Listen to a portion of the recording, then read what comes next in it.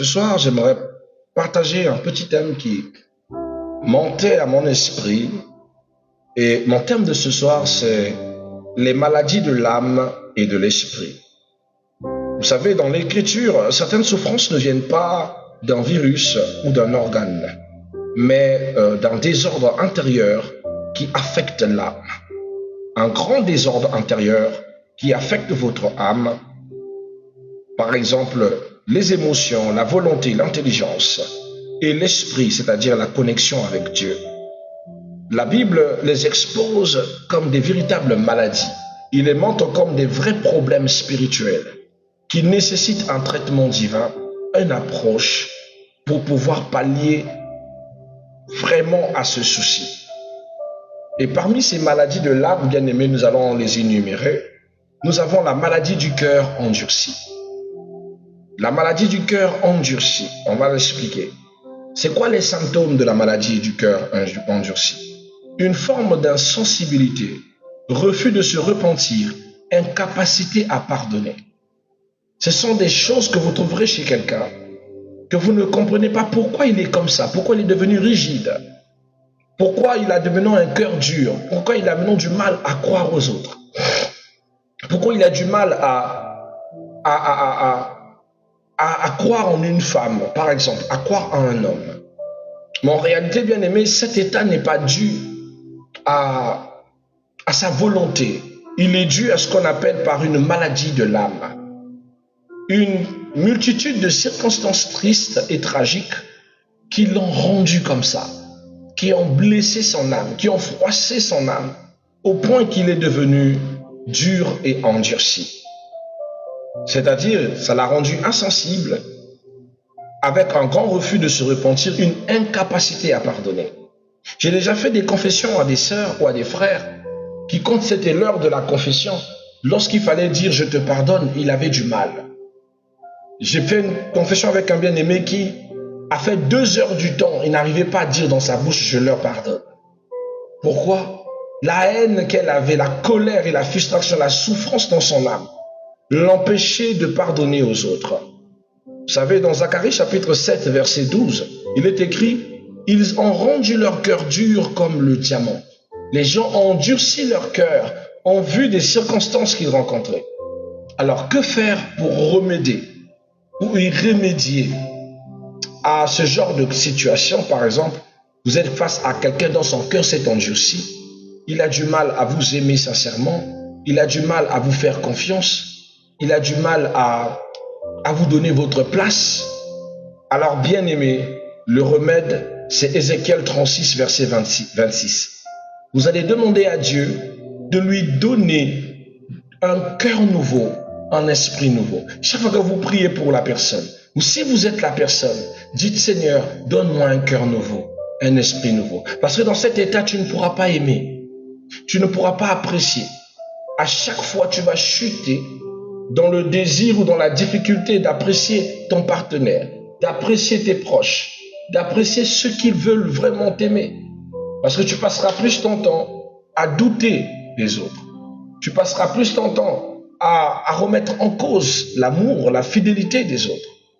En réalité, les autres ne sont pas le problème, mais c'est le nombre de blessures que tu as cumulées dans ton cœur qui ont pris un certain niveau et qui vont te pousser à devenir rigide, à devenir dur, à t'enfermer, afin de ne pas apprécier la gentillesse des autres, afin de ne pas apprécier l'amour des autres. Et beaucoup sont bloqués dans ce genre de cas. J'aime ma femme, mais je n'ai pas la capacité d'avoir confiance en lui. J'aime mon mari, mais je ne peux pas avoir confiance en lui. Parce que tu as vécu dans un foyer ancien où ton mari n'était qu'un trompeur. Un trompeur invétéré qui a blessé ton âme, ta conscience et t'a blessé sévèrement. Et a développé en toi ce qu'on appelle un cœur endurci. Alors, tant soit peu même quand tout va bien dans ton couple, tout ce que tu veux, c'est fouiner.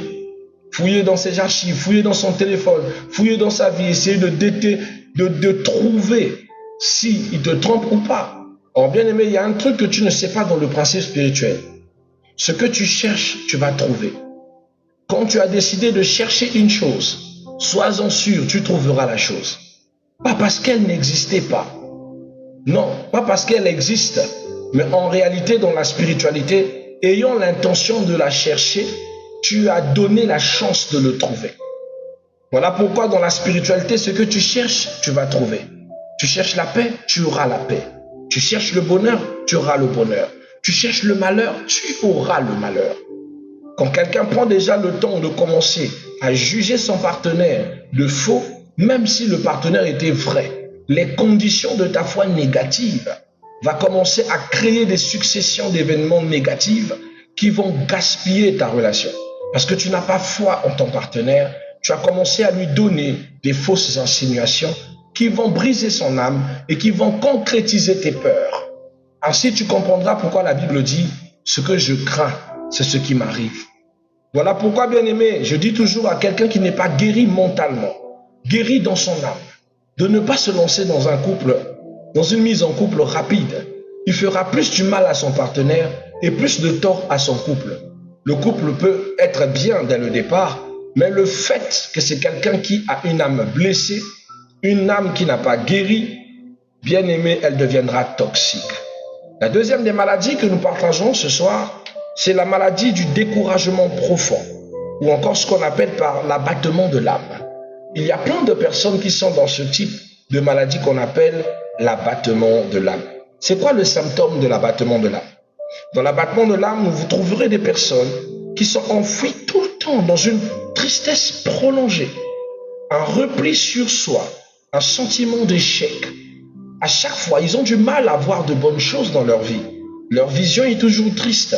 Ils sont un peu heureux, mais ils préfèrent plus retourner dans les événements tristes, se configurer dans les vies, dans les situations tristes de sa vie, que de pouvoir savourer un bonheur continuel.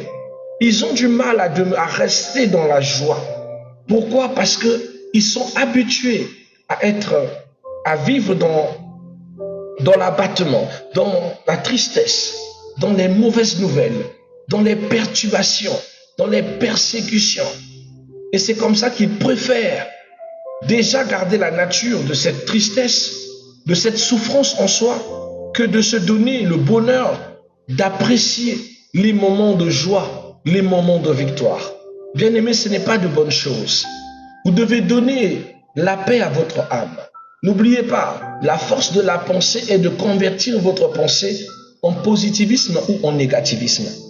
Si, dans votre pensée, vous restez dans des tristesses prolongées, dans des sentiments d'échec, c'est votre vie qui va ressembler à votre pensée. Plus vous pensez toujours que vous ne valez rien, que votre vie est triste, que votre vie n'a aucune lumière, votre vie sera telle que vous le désirez, telle que vous pensez, telle que vous êtes. C'est ce qu'on appelle par le principe du cogito ergo sum, c'est-à-dire je pense donc je suis. Mais dans la foi, bien aimé, ce que tu crains, c'est ce qui va t'arriver. Alors fais attention de ne pas te laisser éprendre par ce genre d'événements, par ce genre de sentiments, de laisser les événements passés dicter ton avenir. S'il y a un avenir qui existe, tu dois toujours espérer que cet avenir soit radieux, soit dans la joie, puisse arracher plus de sourires et non t'emmener que des problèmes. Alléluia. J'aime par exemple dans le livre des Psaumes chapitre 42 verset 6, il est écrit « Pourquoi t'as battu mon âme et gémis-tu au-dedans de moi ?» David parle de la dépression, il parle de quand l'âme s'attriste, l'âme souffre. Mais pour rattraper son âme, David parle à son âme. Il dit à son âme, pourquoi t'as battu? Pourquoi es-tu triste? Mais Dieu est là, ne t'inquiète pas. Quel est le remède pour ce genre de situation? Ou pour ce genre de blessure de l'âme? Dans ce genre de blessure, le psaume 42 verset 6 est le remède. La Bible dit, espère en Dieu et verbalise ta foi. C'est-à-dire, ramène ton espérance en l'éternel et exprime ta foi. Ça va te permettre de vaincre la maladie de la tristesse, de l'abattement ou encore de ce sentiment d'échec en constance, comme si tout ce que tu faisais ne marche pas. Retire ça de ton esprit et dis-toi, tout ce que je touche prospérera. Je suis une pépite. Je suis un béni de Dieu.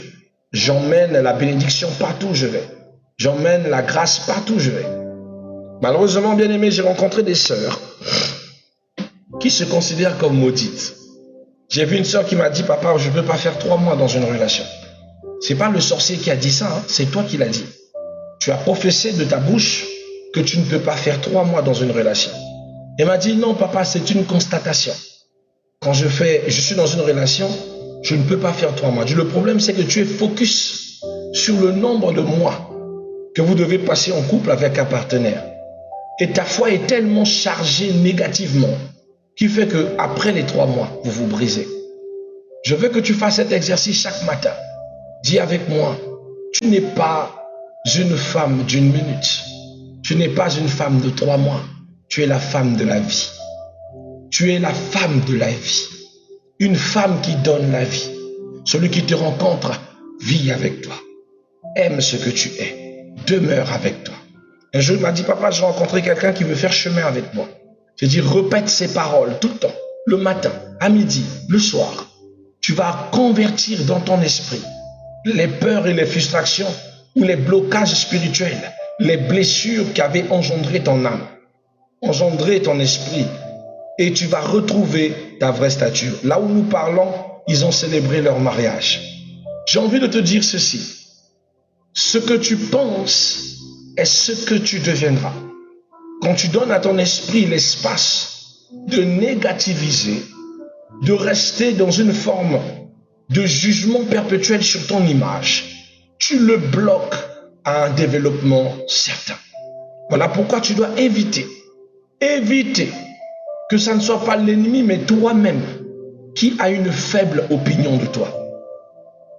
Lorsque ce n'est pas l'ennemi et que c'est toi-même qui te voit comme incapable, qui te voit comme une personne qui ne peut pas réussir, tu te condamnes. Satan ne se bat pas dans cette histoire. Tout ce qu'il a fait, c'est de semer la mauvaise pensée en toi. Mais le reste de la malédiction, c'est toi qui l'actives en pensant que tu ne vaux absolument rien. Ce soir, moi j'ai envie de te dire, tu vaux beaucoup plus. Tu peux le faire. Tu vas réussir. Tu vas évoluer. Tu vas avancer. Mais il faut que tu te donnes la chance de l'y croire et de le vivre. Et d'arrêter de penser que tu es inutile. Troisième des choses que j'aimerais partager avec vous ce soir, troisième des maladies, nous avons la maladie de la culpabilité non résolue. Cette maladie est due à ceux qui ont un cœur doux, mais qui ont commis des erreurs et qui ont du mal à transiter entre le laps de temps des erreurs qu'ils ont commises et le temps du pardon. Et il y a même d'autres qui ont du mal à se pardonner, qui même quand ils prennent un temps pour chercher Dieu, et même quand on leur dit Dieu t'a pardonné, ça passe pas, parce qu'ils pensent que l'erreur qu'elle a faite est impardonnable. Dans le symptôme, nous avons la honte, l'accusation intérieure, sentiment d'être disqualifié, sentiment de se dire que c'est impossible que je puisse être pardonné après ce que j'avais fait. J'ai rencontré une sœur qui avait entretenu une relation avec le mari de sa sœur. Ils ont entretenu cette relation au moins pendant 1 année. Elle n'aimait pas ça. Mais vous savez, tout ce qui concerne le danger a un comportement très, très excitant. C'est-à-dire tout ce qui est interdit et toujours ce qui séduit notre âme à un point à l'exciter. Bien qu'elle savait qu'elle faisait ce qui était mal, mais l'excitation de le faire prenait le dessus sur sa raison, mais sa culpabilité autant qu'en fait de Dieu prenait tout le temps le dessus sur elle pour lui dire que ce que tu fais n'est pas ça. Alors un jour, Dieu va confondre leur mauvaise intelligence et va les mener au spectacle. Sa sœur va finir par savoir qu'elle couche ou elle entretient une relation avec le mari de sa grande sœur. Et ça va être triste parce que la sœur va demander le divorce. Il faut qu'elle vive avec ça dans son esprit, que sa sœur a divorcé et c'est à cause d'elle. Et que les enfants se retrouvent pêle-mêle à cause d'elle. C'est un brisement et s'est dit, Dieu ne peut pas me pardonner. Des années plus tard, 5 ans plus tard, la sœur l'a pardonné. Sa propre sœur lui a pardonné. Mais elle n'a pas la force de se pardonner. Elle se dit, c'est pas possible. Même si elle m'a pardonné, mais ce qu'ils sont aujourd'hui, le mariage brisé, c'est à cause de moi. Et si j'étais quelqu'un de bien, ces chaînes n'allaient pas arriver. Mais ce qu'elle oublie, c'est que si c'était pas elle qui était abordée par le mari de sa sœur, le mari de sa sœur allait être infidèle ailleurs. Ça veut dire qu'elle n'est pas responsable de ce divorce. Elle est juste un dommage collatéral. Ce qu'elle aurait dit, c'était de se lever, de se poser aux demandes infructueuses, malsaines de son beau-frère. Mais elle est tombée dans le piège. Vous savez, quand c'est comme ça, le diable fait tout pour que tout s'aligne. Manque de partenaire, sensibilité à la gentillesse du monsieur, impassibilité de foi de sa sœur à prendre soin de son propre mari. Toutes ces choses alignent une condition de péché. Mais ton soit peu bien aimé, ce n'est pas pour justifier le mal, mais la transition dans ça, sortir de cette culpabilité d'avoir mal agi, c'est quelque chose. Alléluia. J'aime le livre des Psaumes, chapitre 32, verset 3. David dit ceci. Tant que je me suis tu, mes os se consumaient. À chaque fois que David fermait sa bouche, il ne confessait pas son mal. Ses os, il dit ses os en lui se consumaient. C'est comme s'il souffrait de l'intérieur. C'est ce sentiment qu'on appelle culpabilité. Alors que faire pour briser la culpabilité? Pour briser la culpabilité ou la maladie de la culpabilité non résolue, il faut confesser sincèrement le mal que vous avez fait, pas sur le point de vue général. Parce que des fois vous confessez, vous dites, papa, j'ai commis ça. J'ai couché avec le mari de ma soeur. Mais sur le point de vue général, il y a quelque chose dont vous reprochez. Le reprocher, par exemple, d'avoir apprécié ça, d'avoir aimé ça, d'avoir lutté jusqu'à la destruction. Et pour ça, il faut vraiment faire ce qu'on appelle une cure d'âme, pas seulement une simple confession. Une confession qui s'accompagne avec une cure de l'âme, pour aller jusqu'à la base de la noirceur que vous avez semée dans votre esprit, comme dans votre âme. Donc, faire une confession accompagnée d'une cure d'âme, recevoir le pardon et la grâce purifiante. Ça va vous soulager et ça va retirer la culpabilité. Et vous pourriez maintenant revivre tranquillement, sans plus rester dans le passé, plus rester dans l'emprise de ces choses et de ces aléas. Quatrième des maladies qu'on partira ce soir, on va s'arrêter là pour continuer peut-être demain. Je dis même demain ce soir parce qu'on est déjà au lendemain. C'est la maladie de l'esprit troublé. Ça, c'est commun à beaucoup d'enfants de Dieu. Beaucoup d'enfants de Dieu passent des périodes où leur esprit est trouble. Tu sens que tu n'as pas la paix, tu n'arrives pas à dormir, tu tournes, tu sens qu'il y a quelque chose qui ne va pas. Tu sens une pression dans ta tête, une pression morale. Tu sais pas qu'est-ce qui ne va pas, mais tu sais que ton esprit n'est pas en paix. Tu ne sais pas si c'est le travail, si c'est le courant, si c'est la maison à payer. Tu ne sais pas si ce sont tes responsabilités qui mettent du trouble dans ton esprit. Mais ce qui est sûr, tu as un fort trouble dans ton esprit. Ton esprit ne t'accorde aucune paix. Tu te dis, mais pourquoi je suis mal comme ça? Pourquoi je me sens mal? Seigneur, dis-moi s'il y a quoi? Je vais t'expliquer pourquoi cela arrive et pourquoi c'est une maladie. Les symptômes, c'est que tu vas recevoir de l'anxiété. Tu seras dans l'agitation mentale. Des pensées oppressantes vont venir vers toi. Des pensées purement oppressantes. Mais tu ne sais pas laquelle est vraiment la base de ton anxiété. Alléluia. Par exemple, nous avons dans Philippiens 4:7 qui dit « La paix de Dieu gardera vos cœurs et vos pensées. » C'est ce que la paix est censée faire. Mais le trouble de ton esprit relève qu'il y a un problème et que tu ne maîtrises pas, mais qui est bien présente dans ton cœur. Et deux fois, bien aimé, ce problème est un acte que vous avez commis, ou un acte que vous avez omis, ou quelque chose qui se prépare, mais ton esprit te dit mets-toi en prière. Mais comme tu n'as pas la sagesse d'écouter ton esprit, alors tu vas préférer te morfondre dans ça, et quand les signes et les conséquences viendront, C'est là où tu te dis, ah, mon âme était trouble parce qu'il y avait un malheur qui arrivait. Mon âme était trouble parce qu'il y avait un danger. Mais j'ai envie de te rappeler que l'âme du Christ, la Bible dit que le Christ était triste. Dans le livre de Matthieu chapitre 26, il est écrit que Jésus était triste dans son âme jusqu'à la mort. Parce qu'il sentait la mort arriver. Parce qu'il sentait le malheur arriver. Quand l'esprit est trouble, c'est qu'il y a un danger qui se prépare. Retiens bien ça. Quand ton esprit se trouble, c'est pas seulement à cause des inquiétudes que tu as dans la tête, mais c'est surtout par rapport à l'avalanche des dangers qui arrivent. Comment y remédier? Pour y remédier, il faut retrouver ce qu'on appelle la paix surnaturelle de Dieu par la prière. Philippiens chapitre 4, le verset 6 au verset 7. Allez-y méditer, ça vous fera énormément de bien. Recherchez la quiétude par la prière. Priez pour la situation. Intercédez massivement pour la restauration de ce problème. Jusqu'à ce que votre esprit retrouve la quiétude.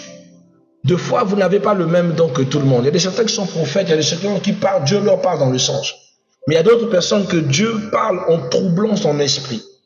Il met tellement mal à l'aise ton esprit qu'il va mettre de l'anxiété en toi et plusieurs pressions mentales, juste pour te dire qu'il y a un danger qui arrive, que tu dois te lever, que tu dois faire attention, que tu dois arrêter d'être dans la distraction.